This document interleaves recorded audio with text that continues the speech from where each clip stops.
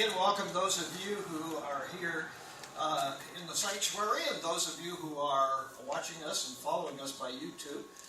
Some of the people who can't be here are obviously anxious to be able to watch it. You will notice tonight that I'm mic'd up, and that's because on the video, if you watched it after last week, there are times that I lower my voice and then it becomes a little difficult to hear what I'm saying. And so therefore we want to mic up so that we don't need it here, but we do need it in regards to the recording. To those of you who are maybe hitting us for the first time, this is Pastor Doug Jones at Elevation North Church in Owatonna, Minnesota, and we're studying the book of Enoch. You can go back and look on YouTube or Facebook if you know somebody from our church. Perhaps they have it on there.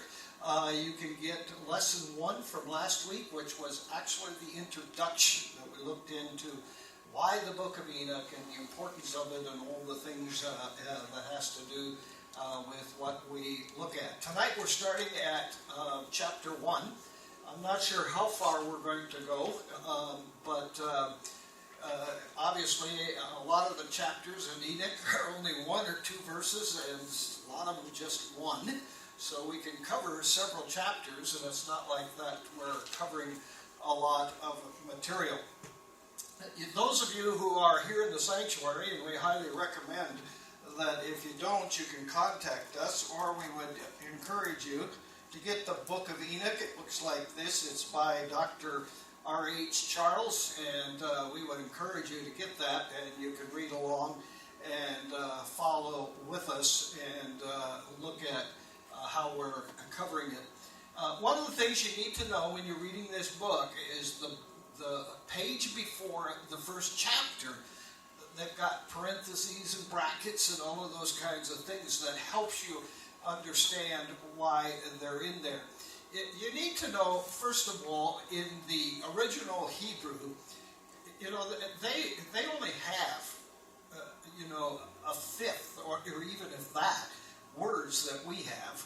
And so therefore it's very difficult, and they have, one of the things they have is they don't have any vowels. And so it's just letters. And the other thing is that I love reading them because they're like me. Just leave out all the little words. But if you've been trained that in the English language, sometimes you got to have those little words added so that you can understand it better. Otherwise you go, huh? What does that mean? And so that's why there are some words that have been added to make it a little bit easier for us to understand. Now I'm going to just read the first introduction, and then I'm going to just start in and give a lecture on each verse as we go through. I'm not going to read each verse, but you can follow along because I will take a phrase out of the verse as we go along to keep you in mind as to what is taking place. The interesting thing is the words of blessing of Enoch. He starts out, he's a lot like we would see the Apostle Paul. We have this argument today. Did Paul write the book of Hebrews? I argue that he did not, because Paul always introduced all the books he wrote by telling that it was he who was writing it. And so there's no doubt as to who is writing this book. It is Enoch himself. His original name really means consecrated. That's what the word Enoch means.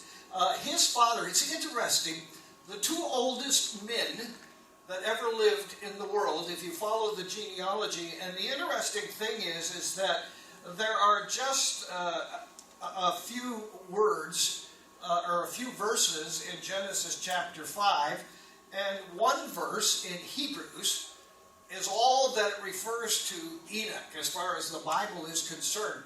However, we're going to find tonight as we go through these first few chapters that they're quoted in several other books, and I'll give you those books as we go along.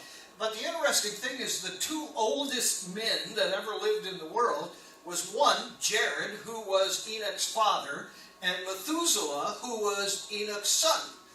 One lived 962 years, and one lived 967 years. Can you imagine going back in history in the 21st and 20th, back to the 19th century, and living through all of the changes that have taken place? Especially those people who were born in the early 1900s, in which we find that it was very interesting because they went from no automobiles to things that were much easier to run, to electricity and all of those things. Now, some of us, even here in the 21st century, we can remember the TV coming in. We can remember the telephone coming in. I remember back on the farm, 2 longs and 2 shorts were what our number was. And, of course, every time the phone rang, everybody got on the line to hear what the conversation was. And the interesting part is that we've seen so much changes. We have seen, in my age group, of a computer filling a room to now having a little notebook. The phones in which they can do is astonishing.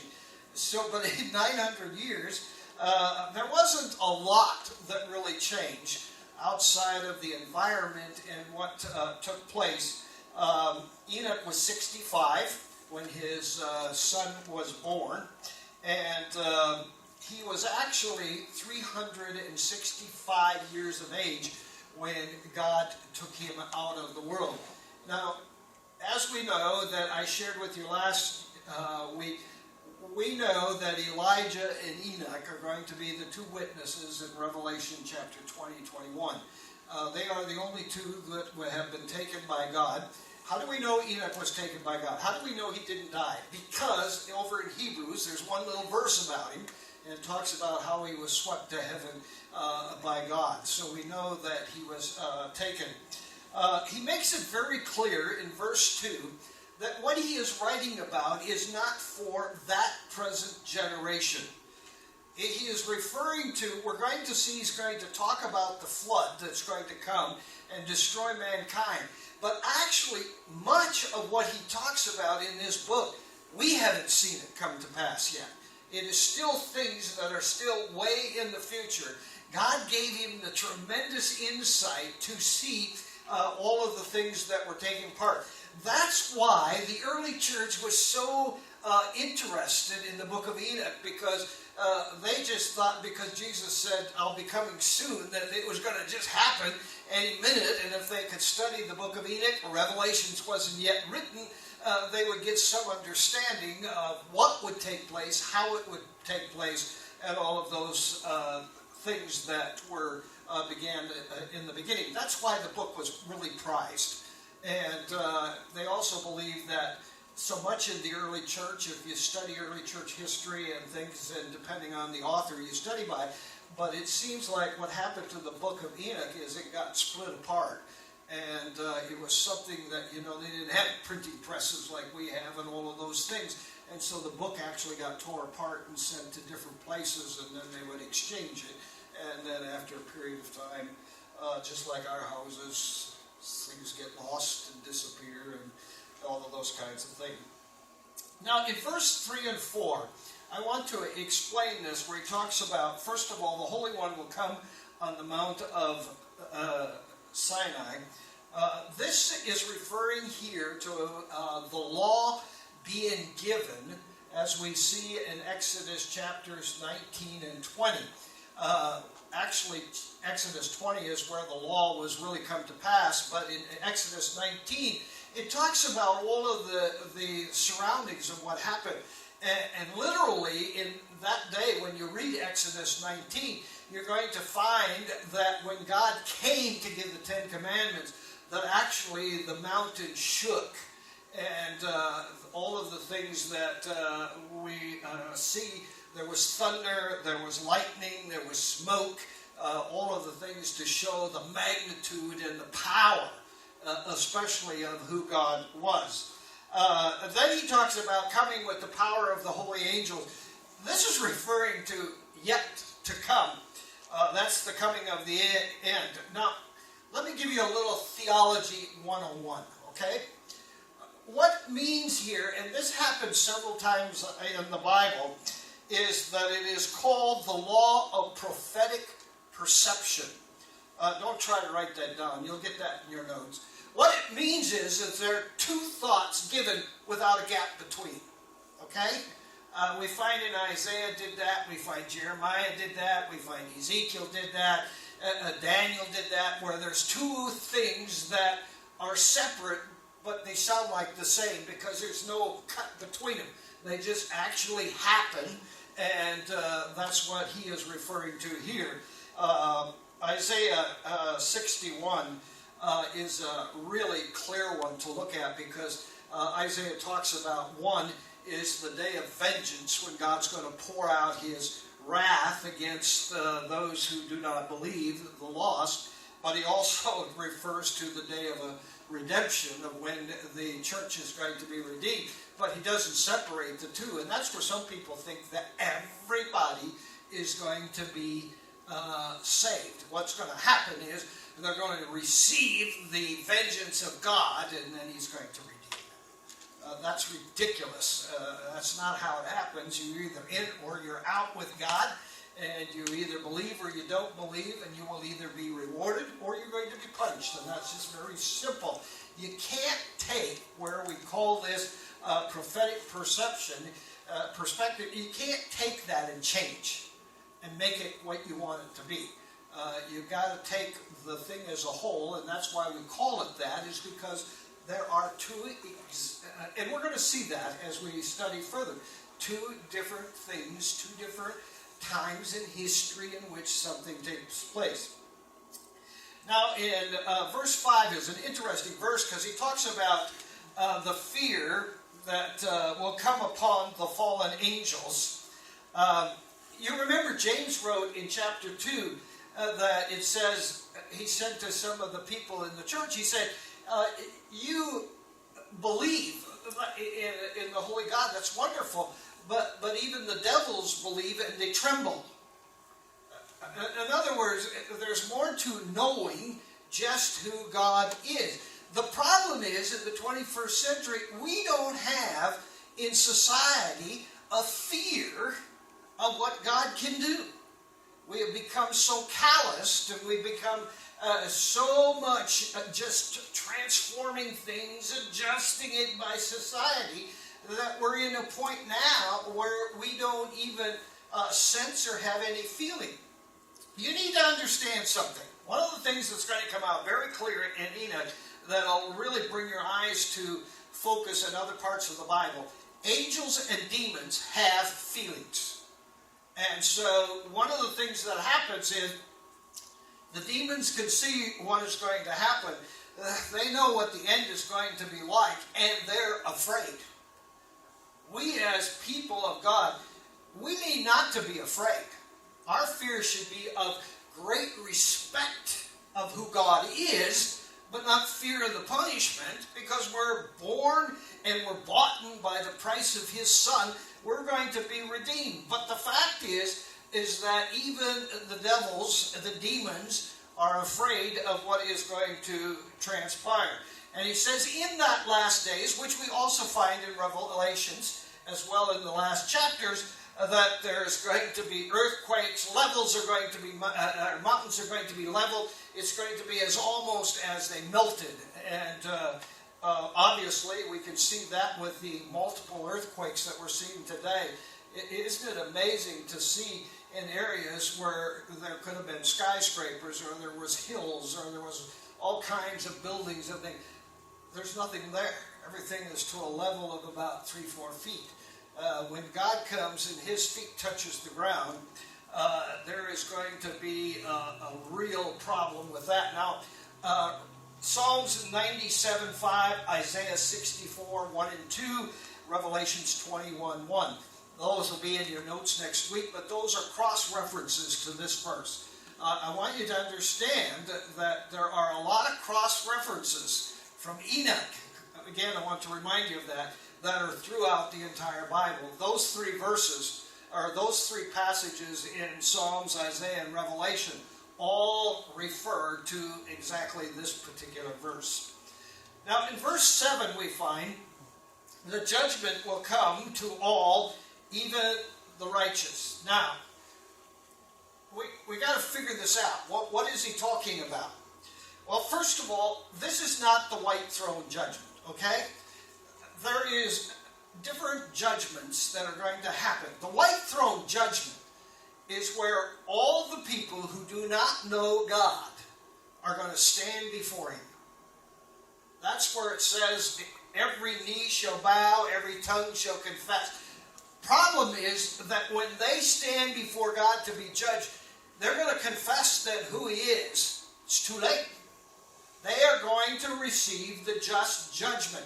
Now you need to understand that as we study judgment, there are degrees of judgment. That could make a whole other couple of weeks, 3 weeks, 4 weeks of Bible study and just talking about the differences and degrees of judgment that there is going to be. There is obviously those who never got the opportunity to hear about God. Their punishment is going to be a lot, not near as severe as preachers who are leading congregations astray without teaching the Word. There's just responsibilities in which all of us have, and we need to realize in America we have the freedom to know so much. We're going to be held at a higher esteem than people who don't get that opportunity. Now, what he says, though, is kind of interesting because he says, he talks about the judgment seat and he uses the word bema. Now, what that word actually means is where the judge sat when there was a coliseum and an activity, and that is where the winners and those who finished the race would come to receive their reward. So it's kind of like you see at the World Olympics that they got the stand where you got the gold up so high, silver's down a little bit, gold's down a little bit, but those three come. Well, here he's referring to the seat of bema, which is where we're going to go to receive. Now, here's the wonderful thing, and I'm going to talk about this in a little bit more, because we, as God's people, are going to be judged. Okay? Let's understand that. And I'll talk in just a few minutes on how that's going to be in 3 areas. But the fact is, we're going to stand before God and give an account, but catch the end of it, and to receive their reward. So the fact is that we may screw up a lot, we may fail a lot, doesn't matter as long as we finish. And when we finish, there is going to be a reward that's going to be given to us. Romans 14:10 says that his people will stand before the judgment seat of Christ. Matthew 12:6 says we have to give an account of every idle word we say. Ephesians 4, whatsoever ye do, doeth unto the Lord. In Galatians 6, whatsoever ye soweth, that shall ye reap. In 2 Corinthians 5, Paul goes into great detail of us giving an account of standing before God. Now, here's the problem. If we're going to stand before God, what is it that we're going to do before God? How's he going to judge us? 3 areas. That's all I can find in the Bible is 3 areas in which he's going to judge us. Number 1 is our conduct to other believers. Hello? This is not talking our conduct toward the lost.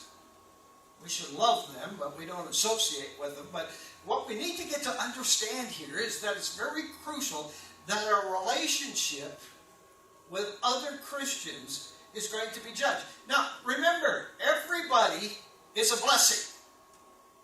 Some when they come, others when they go. Okay? And we have, the fact is that all of us have people that really upset us. We have people that really give us a hard time. You don't run after those people. Most of the time, people that give us a hard time, it's really usually we're too much alike. We don't want to believe that, but really, in essence, we are too much alike. But the fact is, when you stand before God, you're gonna have to give an account of how you treated other believers. Now, here's the fact. One of the problems, at least we're changing that in the 21st century, is that because there are different religions that believe in differences of theology, we judge. The problem is that we should respect all of those who have a personal relationship with Jesus Christ. You didn't get baptized in, you didn't get confirmed in, all of those things are important, but it is a personal relationship. Asking Jesus into our heart. The story of John chapter 3 and Nicodemus is very clear on how we become a child of God. But here's the point. They differ a little in, they're charismatic. Or these people over here, if you don't get saved and dumped in a tank, well, you're not going to heaven. Why do we get, there is so much theology, so much of the Bible we can agree on. Why do we have to separate? Because we do things differently. It's sad. And that's why the world looks at the church and says, you guys are crazy. At least we get along. I drink Ham's beer, he drinks grain belt, but we get along. You guys can't. So we're going to have to stand before God and give an account of how we treated other Christians. You got it? No more to say? All right. Second thing we're going to be judged on is our labor for Christ. The fact is, we are to be doers of the faith. My question to you, and to those of you who are listening, my question to you is this. What are you doing for God? Hello? We're going to have to give an account of that. People think that, boy, if I get saved and I follow Jesus, well, you got to give me credit, man. I do a half hour of devotions. I pray an hour every day. And I say grace before my meals. And blah, blah, blah, blah, blah. What are you doing for God? That's doing for self. When you're praying and doing devotion, well, maybe part of your prayer is for other people or whatever. But the fact is that most of us go to church for me. That's why young people today, they go to the church with a shopping list. Do you have this? Oh, we check that off. Do you have this? Oh, check that off. Oh, you don't have that. You don't have that. Goodbye. You don't come to church because of you. You come to church because of Him. And you come with your heart prepared. And if you come with your heart prepared, every single time you attend church, you will be blessed. Hello? That's what has to take place. But we don't, if we had to sit down right now and say, okay, let me see, since September 1, I have done for Jesus and God's kingdom, let's see. Well, I smiled at that lady once. You got to think about it, man. You're in trouble. Because you should be doing something. I tell people, a lot of people say, well, I can't do a multitude. Just do one thing every day. Start with one thing. You know what? After a while, it just becomes natural. You just do it. You don't even know you're doing it. But the fact is, start keeping a little diary at the back of your notebook back here. Start taking a diary and date at tomorrow and start putting down what God thing did I do for Him today. Not for me. What God thing did I do for Him today? That's very crucial and important. You're going to have a full notebook by the time the rapture comes. And we're going to take this notebook right into glory with us because we worked so hard on it. Okay. Third thing is our motives. Why do you do them? You want to get patted on the back? You know, a lot of people do that. A lot of people. I want to tell you a little secret. If you do something for somebody, and you got to tell others that you did it, you get no reward in heaven. You already got it. My secret thing that I like to do is behind the scenes. I like to pay for people's meals. I like to send a grocery card. I like to do this. No strings attached. Just do it. Because I don't even want them to know that it happened. One of the most prime things that let me give you an illustration of how exciting it can be. We were pastoring in Scottsbluff. And I'm sharing this story not to brag on us, but to encourage you as to what can happen. And after church, these two little granddaughters wanted to go to a certain cafe. And they were crying to go with Grandma and Grandpa. Dad was no longer a part of their life, and Mom was struggling, and Grandpa and Grandma didn't have much. Grandpa says, well, I just don't know that I got enough money. And the little girl goes, but Grandpa, please. Well, we went to that restaurant. And across the divider into the other section, I saw him there. And I remembered the conversation at church. So I told the waiter that I wanted their ticket.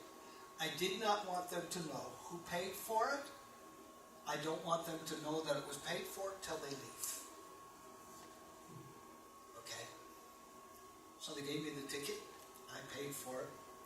Wednesday night at church, the guy comes up to me and says, Pastor, you'll never know what happened. I said, what? He said, you know, my granddaughters begged us to take them out to eat on Sunday. I know we didn't have enough money, but God said, go anyway. Make memories. He said, somebody paid for the bill. And I don't even know. I looked around the restaurant. I never saw one person in there that I knew. Yeah. I did not let on to him that it was me. I just thought, that's a marvelous blessing and a testimony. I don't have to say, you see? You know, that's what God wants us to do. Not to be toted out. I did this, I did that, I do this. No. Sometimes we do it just to make us look better than somebody else. I don't do it. They do. Look what I do. I read my Bible an hour and a half every day. And I pray a lot longer than what really most people would even think about. Really? You just blew it. You could just as well not do anything at all. You're supposed to do it in secret. You're supposed to give in secret. Right? The only thing I know about what people give is because they'll give it to me. Or they tell me. It don't matter to me. I don't care. If you get $10, you give $200 a week. I don't care what you give. All I care is that God meets our budget. That's the important thing to me. Bottom line, did we meet our budget? That's the only thing that really... And you know what? All of us together get that done. But what are you doing? What's your motive? If you're focused on self-acclaim and you're focused on the fact that you want to look better than others, forget it. There's going to be no reward. In fact, doesn't Revelation talk about our works are going to be tried by fire? What's it going to be? Last night we had a we call it a bonfire, but we got a fire ring, and we had the youth here last night. And you know, I spent 2 weeks with them, and all I did is spoil the socks off of them. I'm going to make it hard for Josh. Except when we got done last night, the only thing they asked is, when's Josh going to be back? Thank you very much. Those of you who are listening, that's our youth guy. But anyway, I am not a Boy Scout. I got sick and tired at my house trying to build a fire that I have 2 fireplaces in the backyard that are gas. I just go turn it on, hit a button, and I got a flame. And you say, well, that doesn't give you the smoke smell. Oh, you can get stuff you can pour on there to get the smell of burning wood. You know, I don't even care if I got the smell of burning wood. I come in the house last night and all Debbie said to me was, you smell like smoke. From that's what you smell like. When I got up this morning, my pillow smells like smoke. But the fact is I'm not a fire builder. And so I came into the church and where one of the kids I picked up and I asked her, I said, do you build a fire? And she goes, no.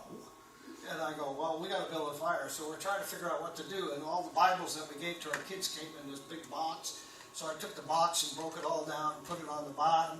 And I got my 3 pieces of wood each way. And then I got the paper and I got it lit. And we had the most beautiful bonfire that you could ever see. They roasted hot dogs and marshmallows. And we just had a wonderful time. Well, when the night got over, there's nothing left. That's what's going to happen to our works if we're doing it all for ourselves.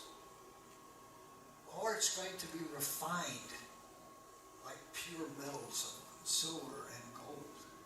You know that when they refine silver, there's a moment that is exactly when they got to get it to the purest. You know that?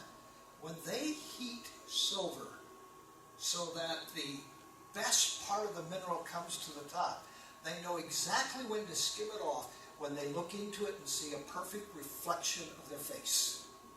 And when they see that, they quickly skim the top off because that's the purest silver that you can have. Gold. You know, I used to think that was pretty important until I realized our streets are going to be gold in heaven. So, you know, all the things we put emphasis on here on earth are just going to be pavement up there. But the fact is what is your works going to be? They're going to be tried by fire. That's part of standing before God. And you can't go, well, it's my sister's fault. It's my mother's fault. It's my husband's fault. Or my wife's fault. Or anybody else. It's going to be you alone before God giving an account. Now, the next verse is really an awesome verse because he talks about God's protection will encompass the chosen. Now, the wonderful thing about this is, folks, is God has you covered. In fact, if you really feel like you're left all by yourself, jot this down and put it somewhere where you can see it. You might want to even put a little piece of paper on a mirror or a picture in the corner of a picture. Psalms 91, 1 through 4 tells you about how God is going to take care of it. If you read the entire chapter, it says he will even take care of you like a hen uses her wings and feathers to cover her young. How well can that happen? I know that most of you have probably heard the story, but when a tremendous fire went through the prairie, as they were walking along, this fellow realized that there was one of his hens just charcoaled, and when he kicked her, all of a sudden all the little chicks come flying out from underneath her. That's how God protects. Can you imagine? The flame came through and roasted her feathers and all, charcoaled her, but underneath was the protection of her little ones, and she took care of them. If a chicken will do that to its young, how much more do you think God's going to take care of you? We have such a small perspective of God's mighty power. You know, we're worried about, I tell people, I'm worried. I get worried sometimes, but then I found out that I just get overexcited. I think that's a better word, don't you? I'm overexcited. But the fact is, we worry about, do you know that 90% of what you worry about never happens? Never happens. So the fact is that when we look at Psalms 91, as he's referring to here, see, once again, Enoch being copied over into, quoted into the book of Psalms, God's protection is going to be He doesn't say over you. He says encompass you. That means all around. He goes before you, he's beside you, he's behind you, he's got your front, your sides, your back. You don't have to worry, because he's going to take care of you. Now in verse 9 it says, obviously the last verse in chapter 1, is that he will come with thousands of holy ones. That's, you remember at the end of time, when after the 1,000-year reign, and Jesus comes back, and they all the peoples of the earth come together to go against him, and here comes God, here comes Jesus with all his saints. Thousands of thousands. And he wins. This verse 9 is what's quoted in Jude 14 and 15. They're not only referred to in the New Testament, but we find that Jude, when he wrote his little book, that he quoted this verse in his writings. Now, when we get to chapter 2, it actually goes chapter 2 through 5:3 is actually what we would call Enoch's first sermon. Now, if we were going to call, I don't know who came up with the idea, but preachers, always got to have a title, for their sermon. Sometimes Debbie, when she's doing the bulletin, she'll look at me and say, "Well, what is the title of your message?" I don't know, just make one up. And so sometimes she comes up with some really nice, catchy title or whatever, but I don't know why we have to have it. It's just something we're supposed to do, I guess. But anyway, if we were going to title Enoch's first message, we would entitle it "The Order and Plan Decreed by God." Now, what happens here is that when you read, and I'm not going to take the time to read 2:1, 3:1, 4:1, 5:1, 2, and 3, is that God has a decreed order for nature. It's just the way it is. It happens all the time. And he talks about seasons follow. I don't know if you know, but those of you who don't live in Minnesota, we have 4 seasons. We have winter, and then we have winter again, and then we have July 4th and road construction. That's our 4 seasons that we have here. But the fact is, today is the first day of autumn. But didn't it feel like autumn out there today? I mean, it was cool. The leaves are turning, a slight breeze. I mean, you just sense that it turned the corner. The seasons is changing. It happens every year. It just makes it cycle. The rain comes at various times, which is really interesting because he talks about rain here. It has never rained yet until the flood that comes later. The word here really is referring to the fact that in those days, the ground was watered by dew, and the dew was so heavy that it was almost like a mist. And so that's what it's referring to here. The leaves fall and reappear again. I wish that God would have made it so when the leaves fell on the ground in the spring, he would suck them back up on the tree and turn them green again instead of having to rake them all and put them wherever and whatever. But that's just how it happens. Then the summer, the sun comes out, it gets very hot, you got to get in the shade, or you can't walk on cement or stones because it's too hot for your feet. That just happens. The fruit comes every year. I'm kind of frustrated with my 2 fruit trees that I have. When I bought them, they were a miniature crab tree and a miniature crabapple tree. Now, my idea was that they wouldn't grow very big. The problem is they grew very big and they have real small crab apples and real small cherries, about the size of my little finger here where the nail is. That's it. The cherries are wonderful, but you don't get much beyond skin and the sourness of them. And the crabs, there's just not enough there to even get a good bite. The birds sure love them, and they're really wonderful for them. But the fact is, you know what? Winter comes, the leaves all fall off. Next spring, the leaves come back on, the fruit comes again. It just happens year after year after year. The water stays in its place. I remember the very first time I was at the ocean. If you haven't gotten to be at the seaside of the ocean, you really miss out on something. But I remember the very, very first time we were on the Pacific in California, and we were out there just enjoying the wonderful ocean and splashing in it and sitting in the sand. And this guy comes along and he says, "Move that stuff." And we're going, "Why?" He said, "The tide is coming in and it's going to be clear up to here." Now, if he wouldn't have came along, cameras and things would have been totally ruined because we did not know that. But it happens the same way every day. Tide comes in, goes out, comes in, goes out. It was just a remarkable thing to be able to enjoy.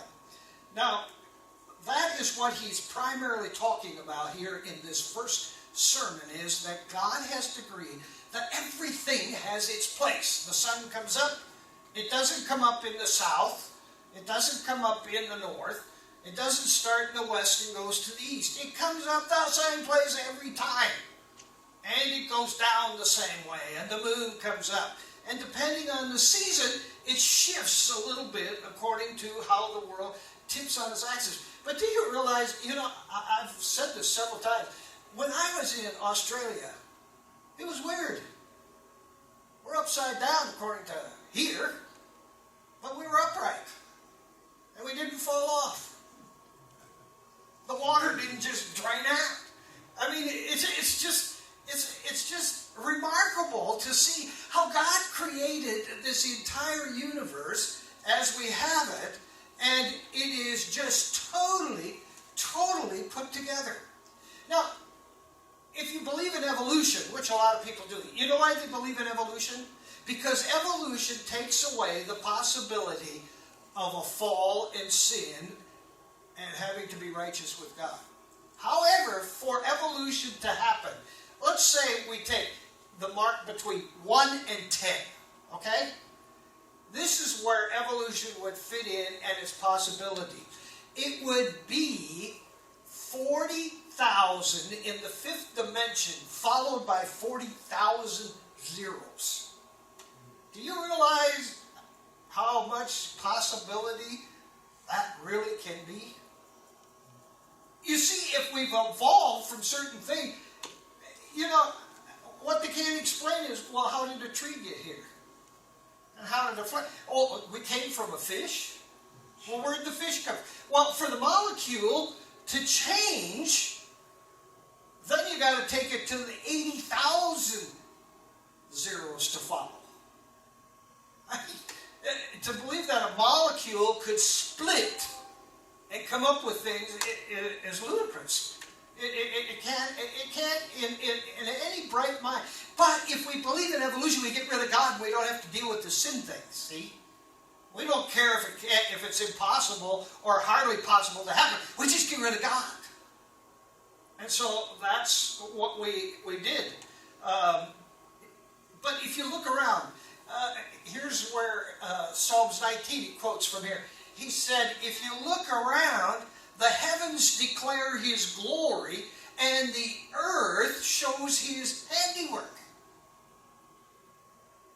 Now, to those of you who can see colors, do you realize that flowers never, ever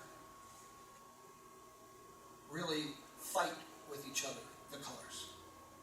You can put any color of a flower together and you can get all kinds of bouquets, extreme colors, but they all blend.